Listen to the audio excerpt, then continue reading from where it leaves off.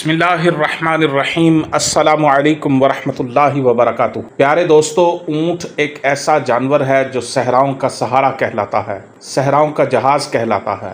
اسلام نے اس جانور کی اہمیت کو اجاگر کیا ہے اور اس کے بارے میں خاص احکام بھی دیے ہیں۔ آئیے چند مستند احادیث سنتے ہیں۔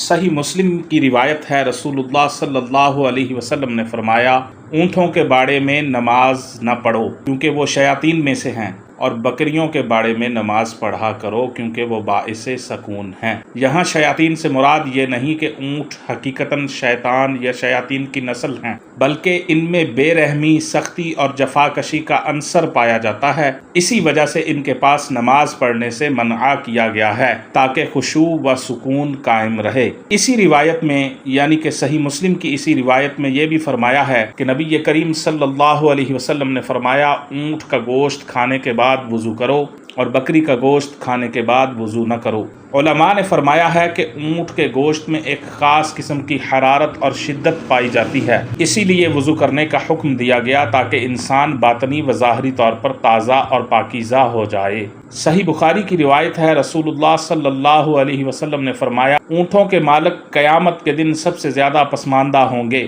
سوائے اس شخص کے جو ان کا حق ادا کرے، یعنی ان کے گوشت کو ضرورت مندوں میں تقسیم کرے اور اللہ کی راہ میں خرچ کرے۔ ان احادیث سے معلوم ہوتا ہے کہ اونٹ کا گوشت اور دودھ دونوں حلال ہیں۔ اونٹ کے گوشت کے بعد وضو کرنا ضروری ہے۔ اونٹ اللہ کی بڑی نعمت ہے، لیکن اس کے مال و دولت میں حق ادا کرنا بھی لازم ہے۔ یوں اونٹ محض ایک جانور نہیں بلکہ اسلامی تعلیمات میں اس کے ساتھ کئی احکام وابستہ ہیں۔ یہ اللہ کی نشانی بھی ہے اور انسان کی آزمائش بھی۔ اللہ تعالی ہمیں اپنی نعمتوں کی صحیح پہچان اور ان کا حق ادا کرنے کی توفیق عطا فرمائے، آمین۔ اگر ویڈیو اچھی لگی ہو تو چینل کو سبسکرائب کر لیں اور بیل آئیکن کو پریس کر دیں اور ویڈیو کو لائک کریں، شیئر کریں۔ شکریہ۔